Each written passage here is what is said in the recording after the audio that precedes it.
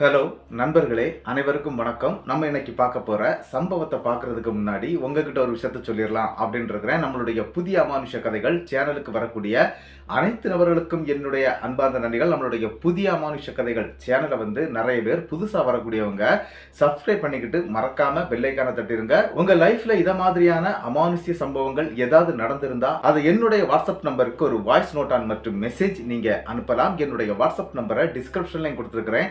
இந்த டிஸ்பிளேலையும் தெரியும். கண்டிப்பா ஃபாலோ பண்ணிக்கங்க. வாங்க இன்னைக்குள்ள சம்பவத்துக்குள்ளாடி நம்ம போயிடலாம்.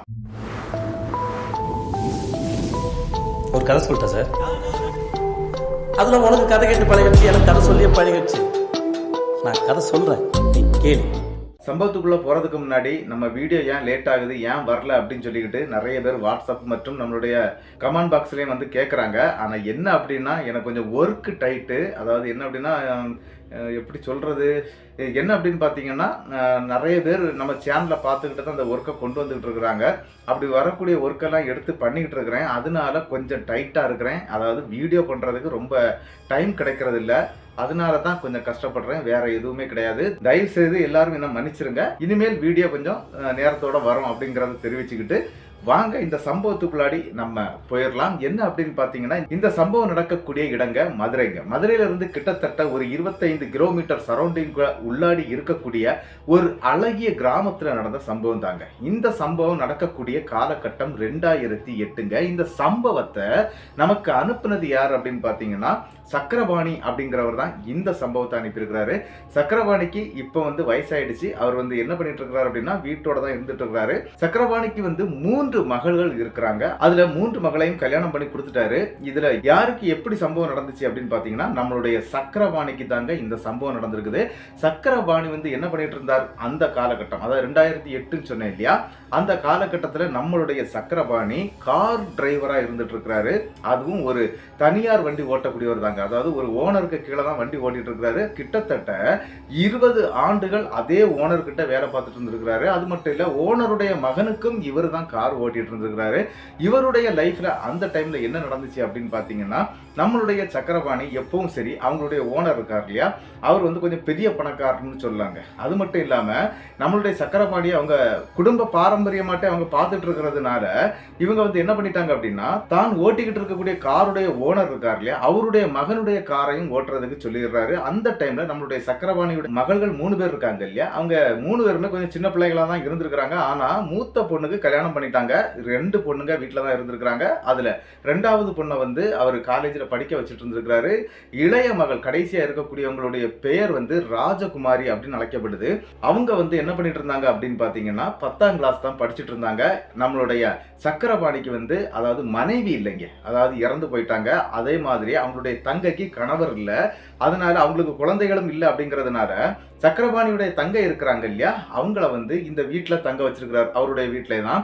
இவருடைய அந்த ஊர் எப்படி இருக்கும் அப்படின்னு பாத்தீங்கன்னா, சாலை ஓரமா இருக்கக்கூடிய ஓட்டு கட்டிடங்கள் அப்படின்னு சொல்லுவாங்க இல்லையா, ஓட்டு போட்ட வீடுகள் அப்படின்னு சொல்லுவாங்க இல்லையா, அந்த மாதிரியான ஓடு போட்ட வீடுகள் தாங்க அங்க இருக்குது. அதுல இவருடைய வீடும் அந்த வரிசை வீடு அப்படின்னு சொல்லுவாங்க. அந்த வழியில இருக்கக்கூடிய ரோட்டு சைட்ல இருக்கக்கூடிய வரிசை வீடு தான். ஆனா ஊருக்குள்ள தாங்க இந்த வீடுகள் எல்லாமே அமைஞ்சிருக்குது. நம்மளுடைய சக்கரபாணியுடைய அந்த முதலாளி இருக்கிறார் இல்லையா, அவருடைய வீட்டுக்கும் இவருடைய வீட்டுக்கும் கிட்டத்தட்ட 3.5 கிலோமீட்டர் தூரம் இருக்குதுங்க. இந்த கார் ஓனர் இருக்கிறார் இல்லையா, அவர் பணக்காரர் அப்படின்னு சொன்னா, பெரிய ஒரு பிசினஸ் எல்லாம் பண்ணிட்டு இருக்கக்கூடிய ஆளுங்க. அடிக்கடி அவர் சென்னை போய் அங்க இருக்கக்கூடிய ஏர்போர்ட்ல இருந்து வெளிநாட்டுக்கு கிளம்பி போயிருவாரு. இந்த மாதிரி நிறைய ட்ரிப் நடந்திருக்குது. அதுக்கு இவரு தான் வண்டி ஓட்டுவாரு. அதே மாதிரி தாங்க எப்பவும் நடந்துட்டே இருந்த அந்த காலகட்ட சமயத்துல நம்மளுடைய சக்கரபாணிக்கு திடீர்னு உடம்புக்கு முடியாமல் ஆயிருதுங்க. என்ன அப்படின்னா, பயங்கரமான ஃபீவர். அவரால் எந்திரிச்சு நிக்கவே முடியல. அந்த டைம்ல என்ன நடந்துச்சு அப்படின்னா, அந்த ஓனர் இருக்கிறார் இல்லையா, அவர் என்ன பண்றாரு அப்படின்னா, தம்பி என்ன இந்த மாதிரி கொண்டு விடணும்பா, நீ வந்துரு அப்படிங்கிற மாதிரி கூப்பிட, இந்த இடத்துல நம்மளுடைய சக்கரபாணிக்கு முடியலைங்க. ரொம்ப உடம்பு முடியாம ரொம்ப கஷ்டப்பட்டு அவரால் எந்திரிச்சு இருக்க முடியல அப்படிங்கிற ஒரு கண்டிஷன் வந்ததுனால அவர் என்ன பண்றாரு அப்படின்னா, அவருக்கு தெரிந்த, அதாவது உற்ற தோழன், பக்கத்து வீட்டுக்காரன் அப்படின்னு கூட சொல்லாங்க, அதாவது பேரு ராமசாமி அப்படின்னு சொல்லியிருக்கிறாரு. அந்த ராமசாமிங்கிற நண்பரும் இதே மாதிரி கார் தான் ஓட்டிட்டு இருக்கிறாரு. அவர் வாடகை டாக்ஸி ஓட்டக்கூடியவர் தாங்க. அவர்கிட்ட இந்த மாதிரி ரெக்கமெண்ட் பண்றாரு, இந்த முதலாளியை எடுத்துட்டு போய் சென்னையில கொண்டு சேர்த்துருங்க அப்படிங்கிற மாதிரி சொல்லியிருக்கிறாரு. அதை கேட்டவுடனே அவரு ராமசாமிக்கும் சம்பளம் கிடைச்சா போதும், நான் என்ன வேணாலும் பண்ணுவேன் அப்படின்னு சொல்லிக்கிட்டு இவருக்கு வீட்டுல தாங்க காரே நிற்கும். யாருடைய வீட்டுல அப்படின்னா சக்கரபாணியுடைய வீட்டுக்கு முன்னாடி தாங்க இந்த காரை கொண்டு நிறுத்தி வைப்பாங்க. எதுனாலும் கால் பண்ணி சொன்ன உடனே அங்க இருந்து கிளம்பிடுவாரு வண்டியை எடுத்துக்கிட்டு நேரா முதலாளியை பார்க்கறதுக்கு. அதனால இந்த கார் இங்க நிக்கிறதுனால இந்த சக்கரபாணியுடைய நண்பர்கிட்ட இந்த மாதிரி காரை எடுத்துட்டு நீ போய் அவரை கொண்டு போய் சென்னையில கொண்டு சேர்த்துருப்பா, சேர்த்துட்டு வண்டியை கொண்டு விட்டுரு அப்படிங்கறது மாதிரி சொல்லிடுறாருங்க. இவருக்கு வீட்டுல தாங்க காரே நிற்கும். யாருடைய வீட்டுல அப்படின்னா சக்கரபாணியுடைய வீட்டுக்கு முன்னாடி தாங்க இந்த காரை கொண்டு நிறுத்தி வைப்பாங்க. இந்த புதுசா போகக்கூடிய தன்னுடைய உற்ற தோழனான ராமசாமி என்ன பண்றாரு அப்படின்னா அந்த காரை எடுத்துக்கிட்டு அங்க இருந்து கிளம்புறாருங்க. அவர் நேர எங்க போறாரு அப்படின்னா முதலாளியை பாக்குறாரு. முதலாளியை பார்த்த உடனே என்ன ஆச்சு சக்கரபாணிக்கு அப்படின்னு சொல்லி கேட்கும்போது இந்த விஷயங்கள் அனைத்தையுமே சொல்லிடுறாரு. இந்த மாதிரி சுகம் இல்லாம இருக்கிறான், அதனாலதான் என்ன அனுப்பியிருக்கிறான், நானே வந்து உங்களுக்கு இதை முடிச்சு கொடுத்துட்றேன், உங்களை நான் வந்து கொண்டு சேர்த்துடுறேன் அப்படிங்கிற மாதிரி சொல்றாங்க. சரிப்பா நீ அப்படியே பண்ணிக்கிட்டு வண்டி எடுத்துட்டு வந்து சக்கரபாணி வீட்டிலேயே விட்டுரு அப்படிங்கிற மாதிரி அந்த ஓனரும் சொல்லிக்கிட்டு அங்க இருந்து கிளம்பி போயிடுறாங்க சென்னைக்குங்க. சென்னைக்கு போகும்போது பகல் நேரத்திலே கிளம்பிட்டாங்க. ரிட்டர்ன் வரும்போது நைட்டுங்க. அப்படி நைட்டு வரும்போது என்ன நடக்குது அப்படின்னு பாத்தீங்கன்னா கிட்டத்தட்ட ஒரு 11 மணிலாம் இருக்குங்க. இந்த இவர் ஃபுல்லாவே மெயின் ரோடெல்லாம் ஏறி வந்துட்டாரு. அப்படி மெயின் ரோட்ல அந்த ஊர் பக்கத்துல வரும்போது என்ன நடந்துச்சு அப்படின்னு பாத்தீங்கன்னா இந்த கார் ஆக்சிடென்ட் ஆகுது. அதுல எதிர்த்தாப்புல வந்த ஒரு வேன்ல தாங்க பயங்கரமா மோதிருது. அதுல நம்மளுடைய இந்த ராமசாமி அப்படிங்கிற அந்த நண்பர் வந்து இறந்து போயிடுறாரு. அவர் இறந்தது மட்டும் இல்ல, அவருடைய உடல் வந்து பீஸ் பீஸா இருக்குங்க. அந்த வண்டியுடைய தகடுகள் வந்து வெட்டப்பட்டு அவருடைய உடல்ல நிறைய இடங்கள் பீஸ் பீஸா இருக்குது. அது மட்டும் இல்லாம எதிர்த்தாப்புல வந்து இடிச்சது வந்து ஒரு வேனுங்க. அதாவது நிறைய பேசஞ்சரோட தான் வந்திருக்கிறாங்க. அந்த டிரைவரே அந்த கண்ணாடியை பொத்துட்டு வந்து விழுந்து அவரும் இறந்து போயிருக்கிறாரு. இப்படி 2 பேர் ஒரே இடத்துல இறக்க, ஆனா என்ன நடந்துச்சு அப்படின்னா அந்த இடத்துக்கு போலீஸ் எல்லாம் வந்துடுறாங்க. வந்து அந்த அதனுடைய ஃபார்மாலிட்டி எல்லாம் பார்த்து எடுத்து வண்டியெல்லாம் கிளியர் பண்ணிடுறாங்க. அந்த இடத்த வந்து கிளியர் பண்ணி கொடுத்துட்றாங்க.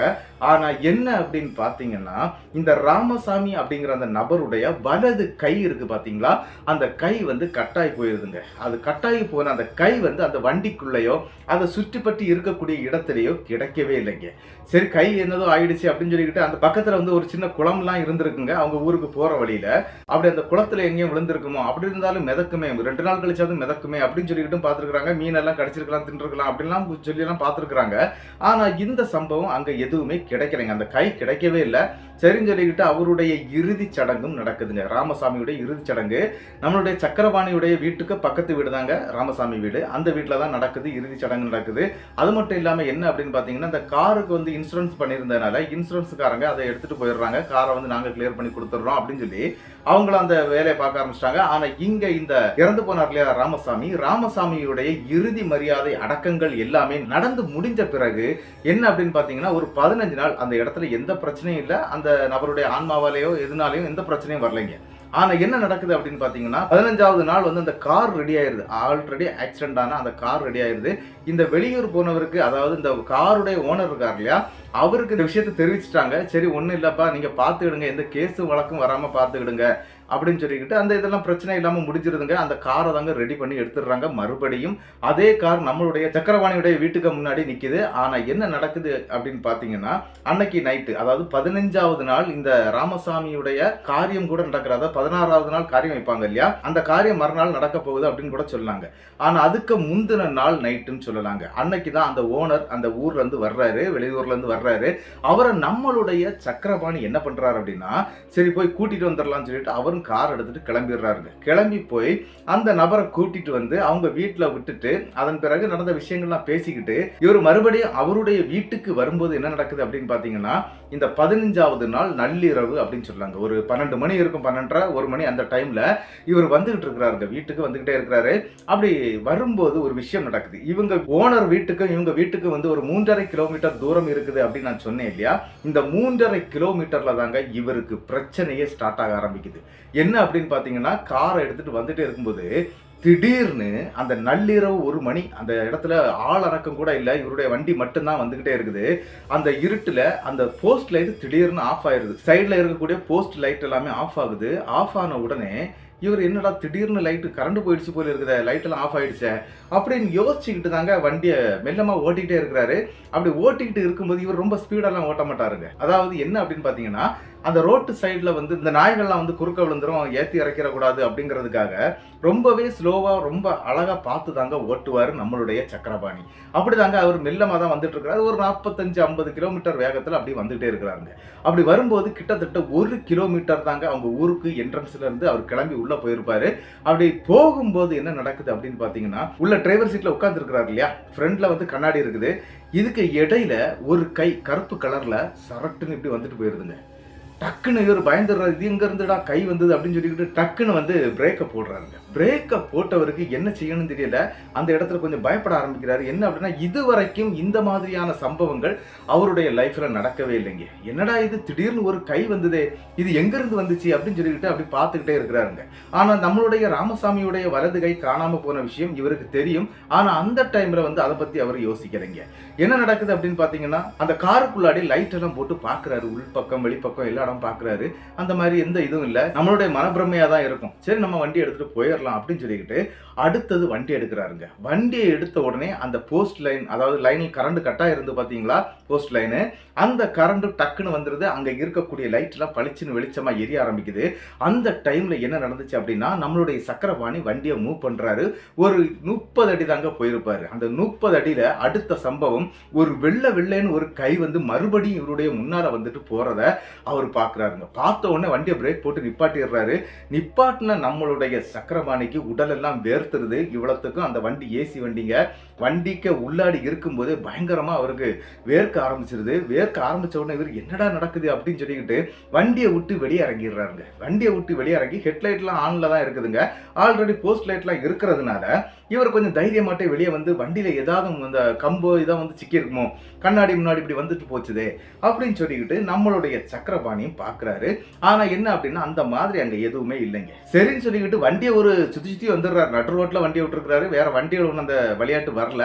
சரின்னு சொல்லிட்டு பார்த்துட்டு மறுபடியும் வண்டியை ஓப்பன் பண்ணிக்கிட்டு, அதை டோரை ஓப்பன் பண்ணி உள்ள ஏறி உட்கார்றாருங்க. உட்கார்ந்து அடுத்த செகண்ட் இவருக்கு அதை ஃபுல்லா க்ளோஸ் பண்ணி வச்சிருக்கிறாரு. கிளாஸ் முதல் எல்லாத்தையும் க்ளோஸ் பண்ணிட்டாரு. ஏன் அப்படின்னா, இந்த மாதிரி ஏசி வண்டியில வந்து ஃபுல்லா கிளாஸ் வந்து ஓப்பன் பண்ணி போட மாட்டாங்க. அதனால அவர் ஃபுல்லாவே க்ளோஸ் பண்ணிடுறாரு. க்ளோஸ் பண்ணிக்கிட்டு உள்ள இருக்கும்போது பயங்கரமான ஒரு கெட்ட வாடை வீசுதுங்க. அதாவது என்ன அப்படின்னா, இந்த எரிஞ்ச புனங்கள் இருக்கு இல்லையா, அந்த புனத்தை வந்து அதை எடுத்துக்கொண்டு வெளியே வச்சிட்டாங்க அப்படின்னா பயங்கரமா ஒரு நாற்றம் நாருங்க. அதாவது எரிஞ்சுக்கிட்டு இருக்கும்போதே அந்த மாதிரியான ஒரு நாற்றம் அந்த வண்டிக்கு உள்ளாடி வீசுதுங்க. பயங்கரமான ஸ்மெல்லு. என்னடா இது இந்த மாதிரி இருக்குது, இந்த மாதிரி என்னடா ஸ்மெல் வருது அப்படின்னு சொல்லிட்டு உள்ள எல்லாம் பாக்குறாங்க.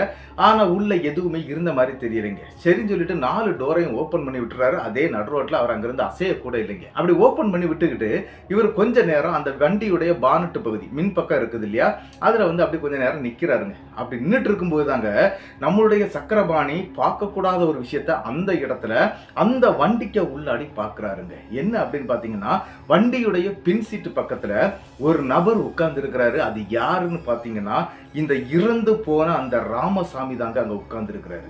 அதுவும் எரிந்த நிலைமையில உட்கார்ந்து இருக்கிறாரு. ஆனா அவர் ஆக்சிடென்ட்ல உடல் பாகங்கள் பீஸ் ஆகி தான் கிடைச்சது அப்படின்னு சொன்னாங்க இல்லையா. ஆனா அவரை வந்து கொண்டு அடக்கம் பண்ணாங்க அப்படின்னு நான் சொன்னேன் இல்லையா, அந்த இடத்துல வச்சு எரிச்சுக்கிட்டு அதுக்கு மேல மண் போட்டு தாங்க மூடி வச்சிருக்கிறாங்க. ஆனா அப்படிப்பட்ட ஒரு நபருடைய ஆன்மா இந்த மாதிரி வந்து இருக்கிறது மாதிரி அவருக்கு தெரியுது. அவர் என்ன பண்றாரு அப்படின்னா, 4 பக்கம் டோரை ஓபன் பண்ணி வச்சிருந்தார் இல்லையா, இந்த ஸ்மெல் வெளியே போகட்டும் அப்படின்னு சொல்லிட்டு. ஆனா அந்த இடத்துல என்ன நடக்குது அப்படின்னு பாத்தீங்கன்னா, இந்த 4 டோர்களும் பட்டாருன்னு அடைச்சிருதுங்க. அரண்டு போயிடுறாரு நம்மளுடைய சக்கரபாணி. கொஞ்சம் ரிவர்ஸே வந்துடுறாரு வண்டியை விட்டு ரிவர்ஸ் வந்த நம்மளுடைய சக்கரபாணி என்ன பண்றாரு அப்படின்னா, அந்த பயத்தோடவே வண்டியை விட்டு போக முடியாது. ஏன்னா ஓனர் வந்து கேட்பார் இல்லையா, கேள்வி கேட்பாரு, அதுக்கு கண்டிப்பா பதில் சொல்லி ஆகணும். அப்ப அந்த இடத்தை விட்டு போக முடியாது. அதனால சக்கரபாணி அந்த இடத்துல நின்று பார்த்துக்கிட்டே இருக்கிறாரு. இருந்தாலும் அந்த இடத்துல நல்ல பயமும் வருதுங்க. என்னடா பண்றது, வண்டியை எப்படிடா உள்ள ஏறி எடுக்கிறது அப்படிங்கிறது மாதிரி எல்லாம் அவர் யோசிச்சுக்கிட்டு நிக்கவே ஒரு சம்பவம் நடக்குதுங்க. அந்த விளையாட்டு வேகமாட்டு ஒரு ஆம்புலன்ஸ் ஒன்று கிராஸ் ஆகி போகுதுங்க. இந்த ஆம்புலன்ஸ் கிராஸ் ஆகும்போது என்ன நடந்துச்சு அப்படின்னு பாத்தீங்கன்னா, இந்த டோர் இருக்கு இல்லையா, அதாவது ஒன் சைடு டோர், அவர் டிரைவர் டோர் மட்டும் ஓப்பன் ஆயிருக்குங்க. ஓப்பன் ஆனோன்னு இவர் என்ன நினைச்சிட்டாரு அப்படின்னா, சரி அது போயிடுச்சு போல இருக்குது அப்படின்னு சொல்லிக்கிட்டு தலையை மெல்லமா உள்ள விட்டு பாக்குறாருங்க. உள்ள எதுவுமே இல்லை, ரொம்ப அமைதியா இருக்குது, அந்த ஸ்மெல் எல்லாம் இல்லை. சரி நம்ம இங்க இருந்து எப்படியாவது வண்டி எடுத்துக்கிட்டு வீட்டுக்கு போயிடுவோம், எதுனாலும் வீட்டுக்கு போய் பார்த்துக்கலாம் அப்படின்னு நினைச்ச சக்கரபாணி அங்க இருந்து வண்டி எடுக்கிறாருங்க. ஏன் இந்த ஆம்புலன்ஸ் போன உடனே இந்த ஸ்மெல்லு போச்சுது, அந்த இதெல்லாம் அந்த இடமே கொஞ்சம் கிளியர் ஆச்சுது அப்படிங்கிறது அந்த நேரத்தில் அவருக்கு தெரியல. அதை நான் கதையிலே சொல்றேன். என்ன அப்படின்னு பாத்தீங்கன்னா, இவர் அங்கிருந்து வண்டி எடுத்துடுறாங்க. வண்டி எடுத்துக்கிட்டு ஸ்ட்ரைட்டா எங்க போறாரு அப்படின்னா ஒரு 1.5 கிலோமீட்டர் தாண்டணுங்க. அதாவது இவங்க ஊருக்கும் அந்த 1.5 கிலோமீட்டருக்கும் 1 கிலோமீட்டர் வித்தியாசம் இன்னும் இருக்குதுங்க. 3.5 கிலோமீட்டர்ல என்ன பண்றாரு அப்படின்னா கிட்டத்தட்ட அந்த 1.5 கிலோமீட்டர் தூரம் போகும்போது அந்த 1.5 கிலோமீட்டர் அந்த அர்த்தம் முடியும் போது அந்த இடத்துல வந்து ஒரு சிவசுடலை மற்றும் கருப்பண்ணசாமி, அது மட்டும் இல்லாம முனீஸ்வரன் அப்படின்னு சொல்லிக்கிட்டு நிறைய தேவதைகள் வந்து அந்த இடத்துல கோவில் கட்டி வச்சிருக்கிறாங்க. அந்த இடத்துக்கிட்ட போகும்போது இன்னி ஒரு சம்பவம் நம்மளுடைய சக்கரபாணிக்கு நடக்குதுங்க. சக்கரபாணியுடைய பின் சீட்டு பக்கத்துல இருந்து யாரோ அழக்கூடிய சத்தம் கேட்குதுங்க. அந்த அழுகை வந்து வேற யாரும் இல்லைங்க, இந்த ராமசாமி அழக்கூடிய அதே சத்தம் தாங்க கேட்குது. அரண்டு போயிடுறாரு. அரண்டு போனவர் என்ன பண்றாரு அப்படின்னா ராமசாமி ராமசாமி அப்படின்னு சொல்லி கூப்பிட்டு பாக்குறாருங்க. ஒருவேளை அவனா இருக்குமோ அப்படின்னு சொல்லிக்கிட்டு தான் அவர் கூப்பிடுறாரு. ஆனா அந்த இடத்துல இருந்து பேக்ல இருந்து பயங்கரமா அழ ஆரம்பிக்குதுங்க. அந்த அழுகை சத்தம் ஒரு பெண் அழுதா எப்படி இருக்குமோ அந்த மாதிரி எல்லாம் வந்துட்டு போகுது. இவருக்கு என்ன செய்யணும்னு தெரியல, பயம் உச்சத்துக்கு போயிருது. அந்த இடத்துல வண்டி அப்படியே நிப்பாட்டுறாரு. நிப்பாட்டின உடனே வண்டியை ஏடுன்னு சொல்லி ஒரு சத்தம் கேட்குதுங்க பின்பக்கத்துல சீட்ல இருந்து. என்ன அப்படின்னு பாத்தீங்கன்னா இவர் வண்டியை நிப்பாட்டி விட்டுருக்கிறது அந்த கோவில் பக்கத்துல தாங்க நிப்பாட்டி வச்சிருக்கிறாரு.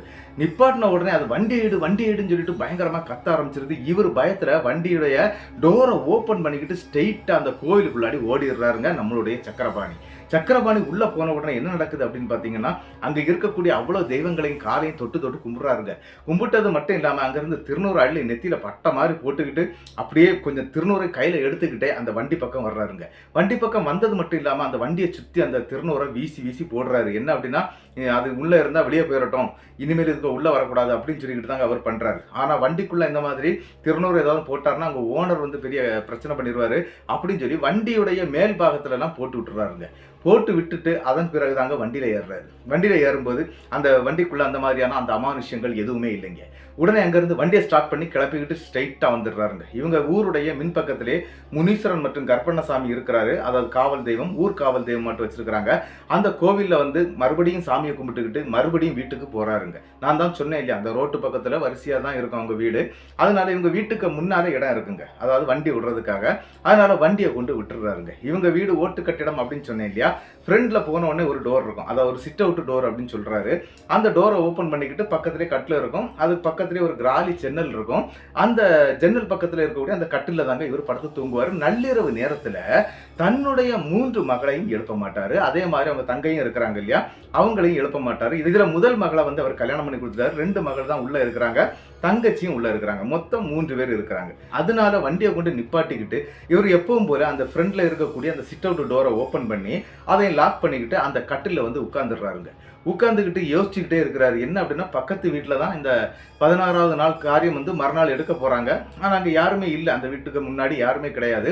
ஆனா இவர் வண்டியை கொண்டு விட்டுக்கிட்டு அந்த இடத்துல அப்படியே உட்கார்ந்து இருக்கிறாருங்க. என்னடா செய்ய போறோம் இந்த நேரத்துல, இது என்னது அப்படின்னு சொல்லிட்டு அவருக்கு தெரியல. என்ன அப்படின்னா இவர் நினைக்கிறாரு ராமசாமியுடைய ஆன்மா தான் அதுக்கு உள்ளாடி இருக்குது, அதுதான் இந்த மாதிரி நம்மள சேட்டை பண்ணுது அப்படின்னு நினைச்சிட்டாங்க. அவரு அந்த மாதிரி யோசிச்சுக்கிட்டு அந்த இடத்துல உட்கார்ந்து இருக்கிறாருங்க. உட்கார்ந்து இருந்தவர் என்ன பண்றாரு அப்படின்னா சரி கொஞ்சம் தண்ணியை குடிச்சிட்டு நம்ம தூங்கிடுவோம், நாளைக்கு காலையில எதுனாலும் பார்த்துக்கலாம் அப்படின்னு சொல்லிக்கிட்டு இவர் அந்த கட்டில நீண்டு நிமிர்ந்து படுக்கவும் செய்யறாரு, தண்ணியை குடிச்சுக்கிட்டு. என்ன நடக்குது அப்படின்னு பாத்தீங்கன்னா அந்த கிராலி ஓட்டைக்கு எதிர்த்தாப்புல தாங்க அந்த கார் நின்றுட்டு இருக்குது. அந்த கார் திடீர்னு ஒரு சம்பவத்தை பண்ணுதுங்க. என்ன அப்படின்னு பாத்தீங்கன்னா இவர் மல்லாக்க படுத்து கிடக்குறாரு. அந்த கிராலி ஓட்டை விளையாட்டு வண்டியை பார்த்துக்கலாம், அந்த டோர்லாம் இருக்காது அதுக்கு. அதனால டக்குன்னு அந்த இடத்துல இந்த காருடைய ஹெட்லைட் வந்து பளிச்சுன்னு அப்படி எரிஞ்சிட்டு ஆஃப் ஆயிருதுங்க. இதை பார்த்த உடனே இவருக்கு என்னடா திடீர்னு கார் லைட்டு எரிஞ்ச மாதிரி தெரிஞ்சுதே, என்னடா இருக்கும் அப்படின்னு சொல்லிக்கிட்டு இவர் எழும்பி பாக்குறாருங்க அந்த கிராலி விளையாட்டு. அப்படி பார்க்கும்போது கார் அமைதியா தான் இருக்குது, ஒரு பிரச்சனையும் இல்லை. நமக்கு தான் அப்படி தெரிஞ்சிருக்குமோ, ரோட்ல ஏதாவது வண்டி போயிருக்குமோ, அப்படி போறதுக்கு ஆள் இல்லையே, சரி ஒருவேளை போயிருக்கலாம், அந்த லைட்டு கூட வெடிச்சுன்னு தெரிஞ்சிருக்கலாம் அப்படின்னு நினைச்சுக்கிட்டு சக்கரபாணி மறுபடியும் படுத்துடுறாருங்க. படுத்த அடுத்த செகண்ட் இன்னொரு சம்பவம் நடக்குது. கிட்டத்தட்ட ஒரு 10 செகண்ட்ல நடக்குதுன்னு வச்சுக்கோங்க. அவர் படுத்த உடனே டப்புன்னு அந்த லைட்டு மறுபடியும் எரிஞ்சிட்டு அப்படி ஆஃப் ஆயிருது. இதை பார்த்த உடனே என்னடா இது நம்ம வண்டியோட லைட்டு மாதிரி தானே இருக்குதே அப்படின்னு சொல்லிட்டு மறுபடியும் எட்டி பார்க்குறாருங்க. எட்டி பார்க்கும்போது எந்த அணக்கமும் இல்லை, ஆவியும் இல்லை, அப்படியே நிற்குது. என்னடா இது அப்படியே தான் நிற்குது, எப்படியாக்க லைட் எரியுது அப்படின்னு சொல்லிட்டு டோரை ஓப்பன் பண்றாங்க. டோரை ஓப்பன் பண்ணும்போது அவருடைய அந்த வண்டிக்கு பின்னால இருந்து சரட்டுன்னு ஒரு கருப்பு உருவம் அந்த 16 நாள் காரியம் நடக்குது அந்த வீட்டுக்குள்ள போறது போறதை பாக்குறாருங்க. பார்த்த உடனே இவருக்கு அப்படி தூக்கி வாரி போட்டு சடச்சடார்னு அந்த டோரை வந்து லாக் பண்ணிக்கிட்டு வந்து மறுபடியும் உட்கார்ந்துடுறாருங்க. ஏன்னா நல்லா பயந்துட்டாரு, ஆல்ரெடி பயந்துருக்கிறாரு. இருந்தாலும் அதுக்கு பிறகு அவர் டோரை திறக்கவே இல்லைங்க. இந்த டோர் திறக்கும் போது எப்பவுமே சவுண்டு கேட்கும். ஒரு தடவை திறந்துட்டு 3 நாளே அந்த சத்தம் கேட்கும் இல்லையா, அந்த சத்தம் வந்து உள்ள படுத்திருக்கக்கூடிய இவங்க தங்கச்சிக்கு கேட்டிருக்குது. சரி அது ஆனா அவங்க வந்து அதை பெருசா எடுத்துக்கல. ஏன்னா எப்பவுமே அண்ணன் வரும்போது இந்த மாதிரிலாம் நடக்கிறது உண்டு. சரி அண்ணன் வந்துட்டான் போல இருக்குன்னு சொல்லிட்டு அவங்க உள்ள இருக்கக்கூடிய ரூம் எல்லாம் லாக் பண்ணிட்டு தூங்கிட்டு இருக்கிறாங்க. அது ஹால், அடுத்த ஒரு 2 பெட்ரூம் இருக்குதுங்க. அதன் பிறகு பின்னால வந்து கிச்சன் வச்சிருக்காங்க. அதனால எப்பவும் சரி அண்ணன் வந்தா இந்த மாதிரி தான் படுப்பான் அப்படின்னு தெரிஞ்சுக்கிட்டு அவங்க அதை பத்தி யோசிக்கவே இல்லைங்க. அவங்களும் படுத்திருக்கிறாங்க. 2வது தடவை இவர் கதவை திறந்து அந்த மூடினார் இல்லையா, அந்த சத்தம் கேட்டோன்னே அவங்க தங்கச்சிக்கு ஒரு டவுட் வருது. அவங்களும் எந்திரிச்சிருக்கிறாங்க. சரி அண்ணன் கூப்பிட்டா நம்ம வெளியே போகலாம் அப்படின்னு இருக்கவே மறுபடி ஒரு சம்பவம் அந்த எதிர்த்தாப்புல நிக்கக்கூடிய கார் பண்ணுதுங்க. என்ன அப்படின்னா, காருடைய கண்ணாடியில இந்த வைபர் அப்படின்னு சொல்லுவாங்க, மழை தண்ணீரை வந்து அங்கங்க விலக்கி விடும் பாத்தீங்களா, கண்ணாடியில இருக்கும். அது திடீர்னு சரட்டு சரட்டு சரட்டு சரட்டுன்னு ஓட ஆரம்பிச்சிருதுங்க. ஐயோ என்னதோ நடக்குதே அப்படின்னு சொல்லிக்கிட்டு நம்மளுடைய சக்கரபாணி அந்த காரையே உற்று பார்த்துட்டு இருக்கிறாரு, அந்த கிராலி விளையாட்டு. ஆனா அந்த இடத்துல மறுபடியும் அந்த கருப்பு உருவத்தை அவர் பார்க்கிறாருங்க. அது எங்க இருந்து வருது அப்படின்னா, இந்த 16வது நாள் காரியம் நடக்கக்கூடிய ராமசாமியுடைய வீட்டுக்குள்ள இருந்தாங்க மறுபடியும் வருது. வந்து வேகமா அந்த காருக்குள்ள வந்து ஏறத அவர் அப்படியே பார்க்கிறாரு. அதாவது அந்த டோர் பக்கத்துல வந்து அது அப்படி உள்ள போறது அவருக்கு தெரியுதுங்க. ஐயோ ஏதோ பெருசா பிரச்சனையில மாட்டிக்கிட்டோம் அப்படின்னு நினைச்சுக்கிட்டு இருக்கும்போது இவருடைய முதுகுக்கு பின்னால பட்டார்னு ஒரு தட்டுங்க. அப்படி தட்டுன உடனே பயத்துல இடது கை எடுத்து, அந்த கை வந்து பட்ட இடத்துல தட்டுவாங்க இல்லையா, அப்படி உதறி விடுவாங்க இல்லையா, அந்த மாதிரி ஒரு உரடாரு. அப்படி உரடின இடத்துல என்ன ஆச்சுது அப்படின்னா, பின்னால நின்னது அவங்க தங்கச்சி தான். அவங்க கன்னத்துல சரியா அடிபட்டுருது. அதாவது பின் கையில அடிச்சிட்டாரு. அப்படி அடிச்சதுனால கன்னத்துல அடிபட்டு அந்த இடத்துல அந்த பெண், அதாவது அவங்க தங்கை வந்து அப்படியே சுருண்டு கீழே வந்துடுறாங்க. யாருன்னு சொல்லிக்கிட்டு இவர் பயத்துல, அதாவது என்ன நினைச்சிட்டாரு அப்படின்னா, அது வெளியே போச்சுது இல்லையா, அது உள்ள வந்துருச்சு அப்படின்னு சொல்லி தான் அவர் அதை பண்ணாரு. ஆனா அங்க என்ன நடந்துச்சு அப்படின்னா, அவங்க தங்கச்சி கீழே விழுந்துட்டாங்க. அந்த இடம் இருட்டா இருக்குது. ஹால்ல உள்ள லைட்டு கூட போடலைங்க. அவங்க தங்கச்சி அப்படியே எழும்பி வெளியே வந்திருக்கிறாங்க. ஆனா இந்த இடத்துல நல்லா பயந்துடுறாரு. கீழே விழுந்து கிடக்கிறது தங்கச்சியா பேயா அப்படின்னு கூட தெரியலைங்க. டக்குன்னு லைட்டை போட்டு பாக்குறாரு. லைட்டை போட்டு பார்க்கும்போது தான் அங்க கீழே விழுந்து கிடக்கிறது யார் அப்படின்னு பாத்தீங்கன்னா, அவருடைய கூட பிறந்த தங்கச்சிங்க. அரண்டு போயிடுறாரு. ஐயோ இது என்னடா, இவ எப்படா இங்க வந்தா அப்படின்னு சொல்லி மறுபடியும் அவர் குடிக்க வச்சிருக்கக்கூடிய தண்ணீர் எடுத்து தெளிக்கிறாருங்க. அப்படி தெளிச்ச பிறகுதாங்க அந்த இடத்துல அந்த பெண்ணும் முழிக்கிறாங்க. ஏனே என்ன அடிச்ச அப்படின்னு சொல்லிட்டு கேட்கறாங்க. இல்லம்மா சம்பவத்தை நான் சொல்றேன், நீ கொஞ்சம் பொறுமையாயிரு அப்படின்னு சொல்லிக்கிட்டு அந்த லைட் ஆஃப் பண்றாரு. ஆஃப் பண்ண உடனே இந்த வண்டியோட ஹெட்லைட் பளிச்சுன்னு அப்படி லைட் அடிச்சுட்டு ஆஃப் ஆகுதுங்க. இதை காட்டி கொடுக்குறாரு. காட்டி கொடுத்துட்டு தாங்க என்னெல்லாம் அவருக்கு நடந்துச்சோ அந்த சம்பவங்களை அப்படியே சொல்ல ஆரம்பிச்சிட்டாரு தன்னுடைய தங்கச்சிக்கிட்ட என்ன சொல்றாரு அப்படின்னா, என்னுடைய 2 மகளுக்கும் இது தெரியக்கூடாது அப்படிங்கறத மாதிரி சொல்லிடுறாரு. ஆனா இவங்களும் பார்த்துக்கிட்டு கொஞ்சம் பயப்படுறாங்க. இது என்னது எனக்குன்னு தெரியலையே, பக்கத்து வீட்டுல இருக்கக்கூடிய ராமசாமி அண்ணன் இல்லையா அவன் அப்படிங்கறது மாதிரி அந்த தங்கையும் சொல்றாங்க. இருந்தாலும் அந்த இடத்துல இந்த மாதிரிதான் நடந்துட்டே இருக்குது, இது நடந்தது இந்த ஊருக்குள்ள வரும்போது தான் நடந்துச்சு அப்படின்னு சொல்லி எல்லா விஷயத்தையுமே அப்படியே சொல்லிட்டாரு. ஆனா என்ன அப்படின்னா, அண்ணே நீங்க வீட்டை விட்டு வெளியே போகாதீங்க அப்படின்னு சொல்லி தங்கை சொல்றாங்க. அது மட்டும் இல்லாம நீங்க பேசாம படுத்துருங்க, அது என்ன வேணா பண்ணட்டும், நாளைக்கு 16வது நாள் காரியம் முடிஞ்சதும் அது அதோட போயிடும் அப்படிங்கிறது மாதிரி எல்லாம் அவங்க தங்கை தாங்க எல்லாம் சொல்லிக்கிட்டு அவங்களும் வீட்டுக்கு உள்ளாடி போய் படுத்துடுறாங்க. இவரும் என்ன பண்றாருன்னா அதே பெட்ல அவரும் படுத்து தூங்க ஆரம்பிச்சிடுறாரு. ஆனா தூக்கம் வரமாட்டேங்குதுங்க. டைம் போயிட்டே இருக்குது, நேரம் ஆயிட்டே இருக்குது. காலையில ஒரு 4:30 மணி இருக்குங்க. அந்த நேரத்துக்கு தான் இவருக்கு தூக்கம் வந்திருக்குது.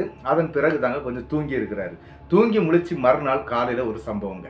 என்ன அப்படின்னு பாத்தீங்கன்னா, ஒரு ஆம்புலன்ஸ் ஒண்ணு கிராஸ் ஆகி போச்சுது அப்படின்னு நான் சொன்னேன் இல்லையா, அந்த ஆம்புலன்ஸ்ல போனது யார் அப்படின்னு பாத்தீங்கன்னா, அவங்களுடைய ஊர் கோவில் பூசாரி தாங்க. அவருக்கு ஹார்ட் அட்டாக் ஏற்பட்டு அவர் இறக்கக்கூடிய தன்மையில இருக்கும்போது தாங்க அந்த ஆம்புலன்ஸ்ல அவரை கூட்டிட்டு போயிருக்கிறாங்க.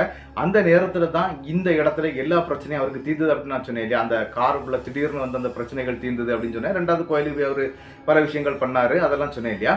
என்ன அப்படின்னு பாத்தீங்கன்னா, அந்த பூசாரியுடைய பவர், அதாவது அவருடைய ஆன்மா வந்து அந்த இடத்துல தாங்க வெளியேறி இருக்குது. அதனால தான் அந்த காருக்குள்ள இருந்த ராமசாமியுடைய ஆன்மா அந்த இடத்த விட்டு போயிருக்குது அப்படிங்கிற விஷயமே நம்மளுடைய சக்கரபாணிக்கு அப்புறம் தான் தெரிய வருது.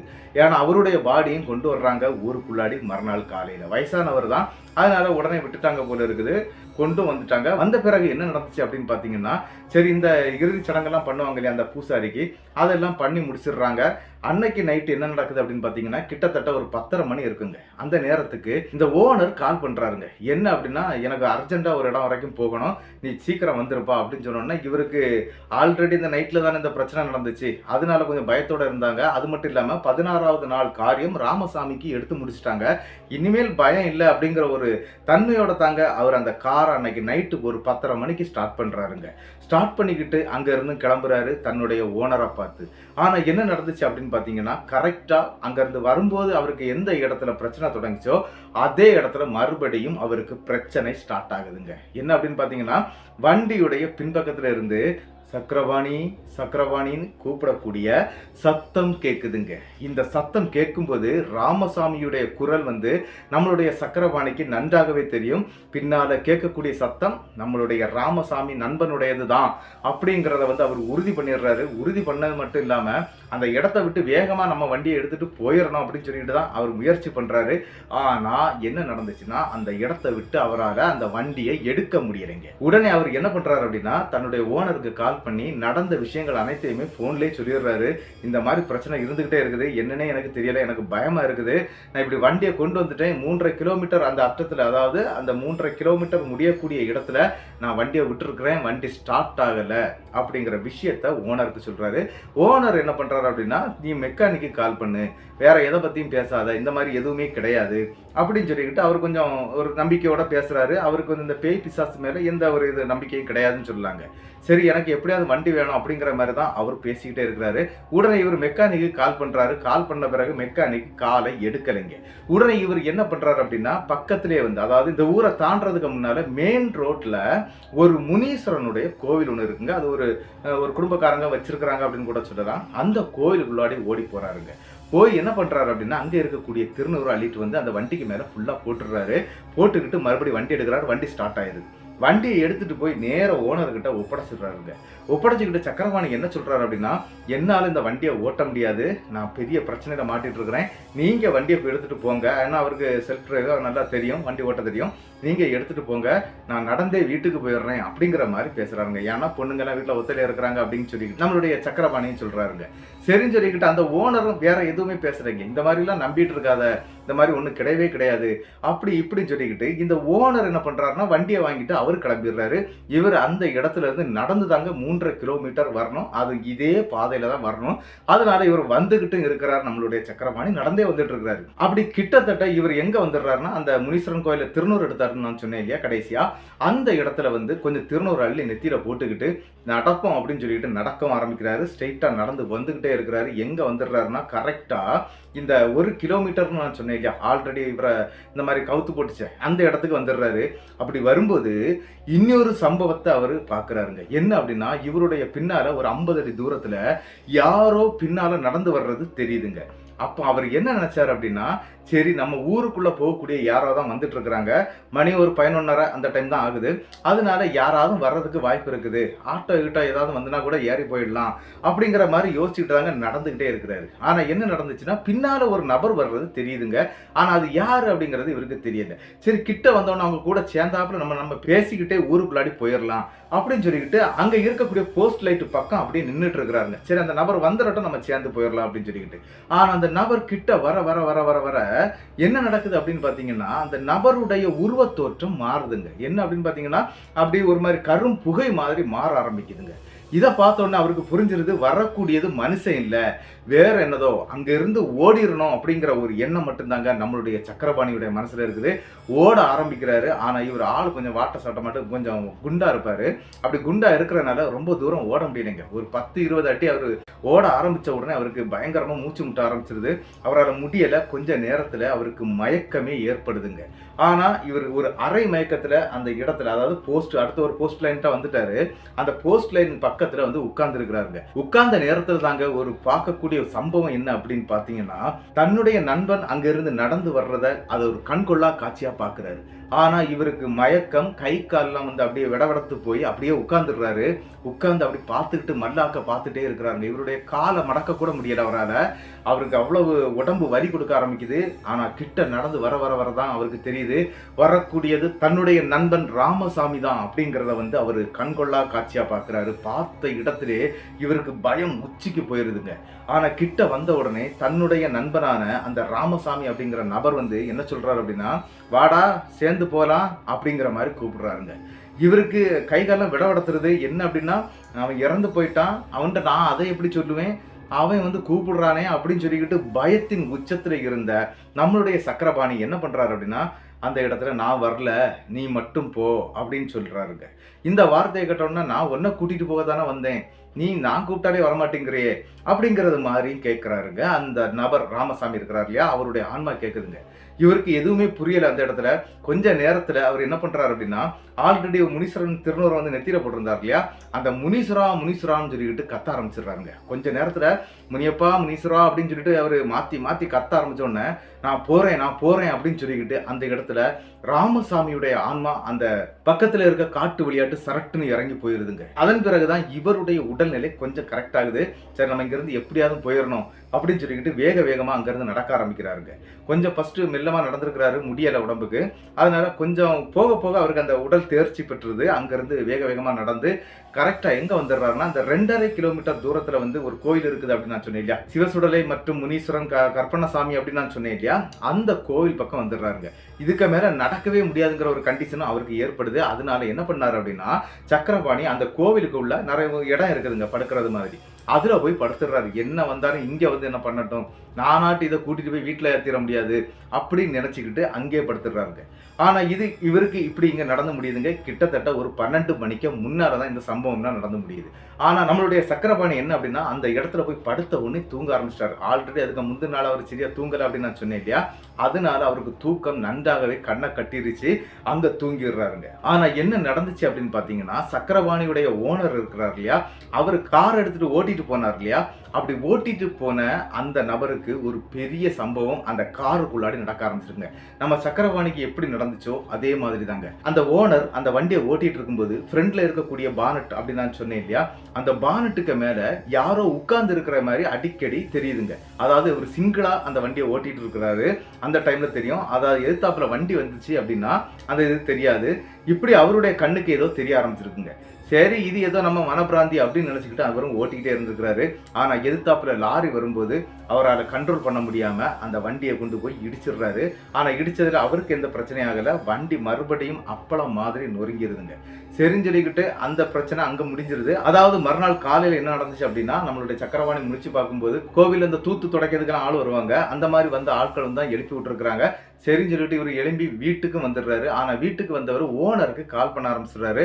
ஓனருக்கு கால் பண்ணா ஓனர் எங்க இருந்து கால் அட்டன் பண்றாரு அப்படின்னு பாத்தீங்கன்னா, ஹாஸ்பிட்டல்ல சின்ன சின்ன காயங்களோட அவர் ஹாஸ்பிட்டல்ல அட்மிட் ஆகிருக்கிறாரு. அட்மிட் ஆகி இருக்கிறதுனால அங்க இருந்தாங்க அந்த கால் அட்டன் பண்றாரு. அட்டன் பண்ணி விஷயத்த சொல்லிடுறாரு. அவரே சொல்லிடுறாரு, நீ சொன்னது மாதிரி இந்த காருக்குள்ள ஏதோ ஒன்று இருக்குது, என்ன இந்த மாதிரி பண்ணிடுச்சு அப்படிங்கிற விஷயத்தையும் அவர் சொல்றாரு. இதை கேட்டுக்கிட்டு அரண்டு போயிடுறாரு நம்மளுடைய சக்கரபாணி. இருந்தாலும் அந்த கார் நமக்கு வேண்டாம், இனிமேல் அந்த காரை வந்து நம்ம எடுக்க வேண்டாம் அப்படிங்கிற மாதிரி நம்மளுடைய சக்கரபாணியும் சொல்லிட்டாரு. அதே மாதிரி அந்த ஓனரும் அதை தான் பண்ணியிருக்கிறாங்க. அந்த காரை வந்து வெளியே தள்ளிட்டாங்க. அதாவது யாருக்கும் விற்க கூடாது, ஃபுல்லா உடைச்சிருங்க அப்படிங்கிறது மாதிரி சொல்லிட்டாங்க. அதனால அந்த காரை உடைப்புக்கே போட்டுட்டாங்களாம். ஆனா என்ன நடந்துச்சு அப்படின்னு பாத்தீங்கன்னா, அதன் பிறகு இந்த சம்பவம்லாம் நடந்து முடிஞ்சு ராமசாமியுடைய ஆன்மா இவங்களை பின்தொடரவோ வாங்கவோ எதுவும் செய்யல. என்ன அப்படின்னா, இவர் முனீஸ்வரான்னு கத்திக்கிட்டு இங்கிறது போறேன்னு சொல்லிட்டு அது போச்சுது இல்லையா, அதோட அது போயிடுச்சு. ஆனா அதுக்கு பிறகு அவங்களுக்கு எந்த பிரச்சனையும் வரல. ஆனா இந்த ஓனருடைய மனைவிக்கு வந்து இந்த பிரச்சனை ஸ்டார்ட் ஆயிருக்குங்க. எப்படி அப்படின்னு பாத்தீங்கன்னா, ஓனருடைய மனைவி வந்து அவங்க புது கார் எடுத்துட்டாங்க. இந்த காரை வந்து ஓட்டி பார்க்கணும் அப்படின்னு சொல்லிக்கிட்டு பயங்கர ஆசை உள்ள ஒரு பெண்ணா இருந்திருக்கிறாங்க. அது ஒரு புது கார் அப்படிங்கிறதுனால, அதனால நம்மளுடைய சக்கரபாணி அந்த காரை எடுக்கிறது இல்ல, அந்த ஓனருடைய மனைவி தாங்க அந்த காரை எடுத்துட்டு போயிருக்கிறாங்க. அப்படி எடுத்துட்டு போய் அவங்க என்ன பண்ணிட்டாங்க அப்படின்னா, கரெக்டா இந்த ராமசாமி அப்படிங்கிற அந்த நபருக்கு ஆக்சிடென்ட் ஆச்சு பாத்தீங்களா, அந்த ஏரியாவில் வச்சு அதே புது கார் ஆக்சிடென்ட் ஆயிருக்குது. அப்படி ஆக்சிடென்ட் ஆன இடத்துல அந்த பெண் இறந்துருக்கிறாங்க. அப்படி இறந்த பிறகு மறுபடியும் பிரச்சனை ஸ்டார்ட் ஆகுது. எப்படி அப்படின்னா, ராமசாமி மற்றும் ஓனருடைய மனைவியுடைய ஆன்மா மறுபடியும் எங்க வந்துருச்சு அப்படின்னா, அந்த மனைவியுடைய ஆன்மா இருக்கு பாத்தீங்களா, அது ராமசாமியை கூட்டிக்கிட்டு, அதாவது ராமசாமியுடைய ஆன்மாவை கூட்டிக்கிட்டு கரெக்டா அந்த வீட்டுக்கே வந்திருக்குங்க. எந்த வீட்டுக்கு அப்படின்னு பார்த்தீங்கன்னா, நம்மளுடைய சக்கரபாணியுடைய வீட்டுக்கு. கரெக்ட்டா வந்திருக்குது. வந்தது மட்டும் இல்லாம, அவங்க வீட்டுக்குள்ளாடி மறுபடியும் பிரச்சனை ஸ்டார்ட் பண்ணியிருக்குது. ஆனா இது என்னது, ஏது அப்படிங்கிறது தெரியாம ரொம்ப கஷ்டப்பட்டுருக்கிறார் நம்மளுடைய சக்கரபாணி. ஏன்னா, இவருடைய வீட்ட சுத்தி பயங்கரமான சத்தங்கள்.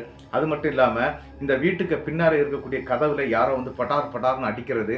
இந்த மாதிரியான சத்தங்கள்லாம் கேட்க ஆரம்பிச்சிடுச்சு. அதனால இவரு பயப்பட ஆரம்பிச்சிட்டாரு. அவங்க குழந்தைகளும் பயப்பட ஆரம்பிச்சிட்டாங்க. சரி, இதை ஏதாவது வச்சு பார்க்கணுமே அப்படின்னு சொல்லிக்கிட்டு, அந்த ஊர் கோயில்ல வந்து அப்பந்தாங்க ஒரு 16, 17 வயசு நிரம்பின ஒரு பையன் தான் பூசாரியா இருக்கிறான். அதாவது அந்த இறந்து போனார்லயே ஒரு பூசாரி, அவருடைய பேரன் தான் பூசாரியாட்டுக்கு இருக்கிறான். அந்த பையனை போய் பார்க்குறாங்க. ஆனா அந்த பையனுக்கு எதுவும் தெரியல. எனக்கு தெரியாது, நீங்க வேற யாரையாவது பாருங்க அப்படிங்கறது மாதிரி எல்லாம் சொல்லியிருக்கிறான். ஆனா என்ன அப்படின்னா, தம்பி நீங்க ஒருக்கா வீட்டுக்கு வந்துட்டு போங்க, உங்க சாமியை கூப்பிடுங்க, அதுவே போதும் அப்படின்னு சொல்லிக்கிட்டு வீட்டுக்கு கூட்டிட்டு வந்திருக்கிறாங்க அந்த பையனை. அந்த பையனுக்கும் விவரம் தெரியல. என்ன பண்ணிட்டான் அப்படின்னா, உடனே அந்த வீட்டுக்குள்ள போய் நின்றுகிட்டு முனீஸ்வரன் மற்றும் கருப்பசாமியை வந்து கூப்பிட ஆரம்பிச்சிட்டான். அப்படி கூப்பிட ஆரம்பிச்ச அடுத்த செகண்ட் அங்க என்ன நடந்துச்சு அப்படின்னு பாத்தீங்கன்னா, வீட்டுக்குள்ள இருக்கக்கூடிய சில பொருட்கள் எல்லாம் உடைய ஆரம்பிச்சிருக்குது. டவார் டிபியர்னு கேக்குது. அதாவது கிச்சன்ல ஒரு பக்கம் சத்தம் கேட்டுன்னு அங்க போய் பார்ப்பாங்க. அங்க போய் பார்த்தா ஃப்ரண்ட்ல இருக்கக்கூடிய அந்த சிட் அவுட் இருக்கு பாத்தீங்களா, அங்க அந்த கட்டிலுடைய காலு முறிஞ்சு கிடக்கும். இந்த மாதிரி எல்லாம் பயங்கரமான விஷயங்கள்லாம் வீட்டுக்குள்ள நடந்தா அந்த பையன் பயந்துகிட்டாங்கிறது ஓடிட்டான். ஆனா என்ன நடந்துச்சு அப்படின்னு பாத்தீங்கன்னா, அதன் பிறகு இவங்க ஒரு மாந்திரிகரை நாடி போயிருக்கிறாங்க. அப்படி நாடி போய் பார்த்து அந்த மாந்திரிகர்கிட்ட எல்லா விஷயங்களையும் எடுத்து சொல்லிட்டாங்க. இந்த மாதிரி என்னுடைய வீட்டுல நடந்துருச்சு அப்படின்னு சொன்ன உடனே அவரு தாங்க அந்த வீட்டுக்கு வந்து சில பல மாந்திரீக வித்தைகள் எல்லாம் பண்ணியிருக்கிறாரு. அப்படி பண்ண பிறகுதாங்க அவங்களுடைய குடும்பத்துல இந்த மாதிரி பிரச்சனை வந்த விஷயமே அப்பந்தான் தெரியும். ராமசாமியுடைய ஆன்மா, அதன் பிறகு அந்த ஓனருடைய மனைவியுடைய ஆன்மாவும் 2 பேரும் சேர்ந்து இந்த வீட்டுக்கு வந்திருக்கிறாங்க அப்படிங்கிற விஷயமே தெரிய வந்தது. ஆனா இது எதனால வந்தது, ஏன் வந்தது அப்படிங்கிறதுக்கு ஒரு காரணமே இல்லைங்க. அப்படி வந்துட்டு அவங்கள வந்து ரொம்ப கொடுமைப்படுத்தி இருக்குது. அதன் பிறகு என்ன நடக்குது அப்படின்னு பாத்தீங்கன்னா, இந்த மாந்திரிகர் வந்தவர் இந்த விஷயங்கள் எல்லாத்தையுமே முடிச்சிட்டாரு. அங்க சுடுகாட்டுல கொண்டு போய் சில பூஜை புனஸ்காரம் எல்லாம் பண்ணி அதை கிளியர் பண்ணி விட்டுட்டு போயிடுறாரு. அது மட்டும் இல்லாம இவங்களுக்கு எந்திரம் மூலம் வழிபடுறதுக்கான சில விஷயங்களையும் பண்ணி கொடுத்துட்டு தாயத்தெல்லாம் கட்டிட்டு போயிடுறாரு. அதன் பிறகு இவங்க லைஃப்ல வந்து இந்த மாதிரி பிரச்சனைகள் எதுவுமே இல்லை. ஆனா இந்த சம்பவம் அந்த டைம்ல அப்படியே முடிஞ்சு போயிருது. 2020 காலகட்டத்துல இன்னொரு சம்பவம் அவங்க கடைசியான மகளுக்கு ஏற்பட்டிருக்குது. என்ன அப்படின்னு பாத்தீங்கன்னா, அதையும் சேர்த்தே சொல்லி இருக்கிறாரு. அதனாலதான் சொல்றேன். என்ன அப்படின்னு பாத்தீங்கன்னா, இந்த ராஜகுமாரி அவங்க பேரு, அந்த கடைசி பொண்ணுடைய பேரு, பக்கத்து ஊர்ல தாங்க கல்யாணம் பண்ணி கொடுத்துட்றாங்க. என்ன அப்படின்னா லவ் மேரேஜ். அப்படி லவ் மேரேஜ் ஆகி போன அந்த பெண்ணுக்கு தாங்க அந்த ஊருக்குள்ளாடி ஒரு அதிபயங்கரமான சம்பவம் ஒன்று நடந்திருக்குது. என்ன அப்படின்னு பாத்தீங்கன்னா, இவங்க வீட்டு பக்கத்துல வந்து ஒரு கர்ப்பிணி பெண் இருந்திருக்கிறாங்க. அந்த பெண் வந்து என்ன அப்படின்னா, இந்த பொண்ணை பார்த்து பயங்கரமா பாசமாட்டு குழஞ்சி பேசுவாங்களாம். அதாவது எப்படி அப்படின்னா, தனக்கு ஒரு தங்கை இருந்தா இப்படிதான் இருப்பா, அதனால நீ என்னுடைய தங்கையாட்டே இரு அப்படிங்கறது மாதிரி எல்லாம் கூப்பிட்டு பேசுவாங்களாம். ராஜகுமாரியும் சரி பக்கத்து வீட்டுல இருக்கக்கூடிய அக்கா தானே, ஒண்ணு இல்லை அப்படிங்கிற மாதிரி பேசிட்டே இருந்தாங்க. ஆனா அந்த பெண் வந்து இந்த பிரசவ டைம்ல வந்து இறந்து போயிட்டாங்க. அப்படி இறந்து போன பிறகு இந்த பெண்ணும் அந்த டைம்ல கர்ப்பவதியா இருக்கிறாங்க. அப்படி கர்ப்பமா இருக்கும்போது அந்த இறந்து போன அந்த பெண் வந்து பிரசவத்துல இறந்தாங்க இல்லையா, அந்த குழந்தையும் இறந்துருச்சு, அந்த பொண்ணு இறந்துட்டாங்க. அதனால அந்த பெண்ணுடைய ஆன்மா இந்த ராஜகுமாரிங்கிற நம்மளுடைய சக்கரபாணியுடைய கடைசி மகளை பிடிச்சிருதுங்க. அப்படி பிடிச்சு பயங்கரமான பிரச்சனைகள்லாம் வீட்டுக்குள்ள பண்ண ஆரம்பிக்குது. இதெல்லாம் அந்த பெண்ணுடைய ஹஸ்பண்டுக்கு தெரியல. ஏதோ அந்த அக்கா இறந்ததுனால இந்த பொண்ணு அப்படி புலம்பிக்கிட்டே இருக்கிறா அப்படின்னு நினைச்சிட்டு எல்லாருமே விட்டுறாங்க. ஏன்னா இவங்க ரொம்ப அந்யுன்யமா இருந்தாங்க இல்லையா, அதனால அப்படியே விட்டுறாங்க. ஆனா என்ன நடந்துச்சு அப்படின்னு பாத்தீங்கன்னா, ஒரு நாள் வீட்டுக்கு பின்னால இருந்த பூனை இருக்கு பாத்தீங்களா, வீட்டுக்கு பின்னால இருக்கக்கூடிய பூனைனா இவங்க வீட்டுல வளர்க்கக்கூடிய பூனை தாங்க. அந்த பூனை வந்து வெளியில பின்பக்கத்துல இருந்திருக்குது. ஒரு பெரிய கல்லை எடுத்துட்டு போய் அந்த பூனையோட தலையில போட்டு கொன்னுடுறாங்க. அது இந்த பெண் வளர்த்த பூனைங்க, அவங்களே சொந்தமா வளர்த்த பூனை. அந்த பூனையை கொன்னுடுறாங்க. கொன்னது மட்டும் இல்லாம இனிமேல் இந்த வீட்டுக்குள்ள பூனையே இருக்கக்கூடாது அப்படிங்கிற மாதிரி பயங்கரமா கத்திக்கிட்டு வீட்டுக்குள்ள ஓடி இருக்கிறாங்க. ஆனா அந்த இடத்துல தாங்க அந்த குடும்பத்தை சேர்ந்த தலைவருக்கு தான் இந்த சந்தேகம் வந்திருக்குது. உடனே அந்த இடத்துல இருந்து நம்மளுடைய சக்கரபாணிக்கு கால் பண்ணி விஷயத்த சொல்லி இருக்கிறாங்க. உங்க மகளுக்கு ஏதோ பிரச்சனை மாதிரி தெரியுது, ஒண்ணு வாங்க அப்படின்னு சொன்ன பிறகு நம்மளுடைய சக்கரபாணி அங்க போய் பார்த்திருக்கிறாரு. பார்த்தது மட்டும் இல்லாம ஆல்ரெடி இவங்களுக்கு அந்த 2008 வந்து இந்த பூஜையெல்லாம் பண்ணி கொடுத்தாரு இல்லையா மாந்திரிகர், அவரையும் கையோட அழைச்சிட்டு போயிடுறாங்க. போய் பார்க்கும்போது இந்த மாதிரி தான் சம்பவம் அப்படிங்கறத தெரிஞ்சுக்கிடுறாங்க. அதுக்கான சில பூஜை புனஸ்காரங்கள், சுடுகாட்டு பூஜைகள், அதுக்கு பிறகு எந்திரங்கள் மந்திரங்கள்னு சொல்லிக்கிட்டு நிறைய வேலைகள் பார்த்து அந்த பெண்ணுடைய உடம்புல இருந்த அந்த கர்ப்பவதியான அந்த இறந்து போன அந்த ஆன்மாவையும் அங்க இருந்து விரட்டிட்டாரு. அதன் பிறகு அவங்க லைஃப் எந்த பிரச்சனையிலும் இதுவரைக்கும் மாட்டல, நாங்க நல்லா தான் இருந்துட்டு இருக்கிறோம் அப்படிங்கிறது மாதிரி தாங்க இந்த சம்பவத்தை நமக்கு சக்கரபாணி அனுப்பி தந்திருந்தாரு. சக்கரபாணிக்கு என்னுடைய பெரிய நன்றிகளை நான் சொல்லிடுறேன். இந்த சம்பவம் எப்படி இருந்துச்சு அப்படிங்கிறத மறக்காம கமெண்ட் பாக்ஸ்ல கமெண்ட் பண்ணிட்டு போயிருங்க. அது மட்டும் இல்லாம இந்த சம்பவத்துக்கு ஒரு லைக்கை வந்து தட்டி விட்டுருங்க. அது மட்டும் இல்லாம இந்த சம்பவம் உங்களுக்கு பிடிச்சிருந்தா உங்களுக்கு தெரியக்கூடிய அனைத்து நபர்களுக்கும் இந்த சம்பவத்தை ஷேர் பண்ணி விட்டுருங்க. மறக்காம சப்ஸ்கிரைப் பண்ணிக்கிட்டு பெல் ஐகானையும் தட்டுங்க. அடுத்த வீடியோவில் சந்திக்கும் வரை உங்களிடமிருந்து விடைபெறுவது உங்கள் நாகர்கோவில் நாகராஜன். நன்றி நண்பர்களே.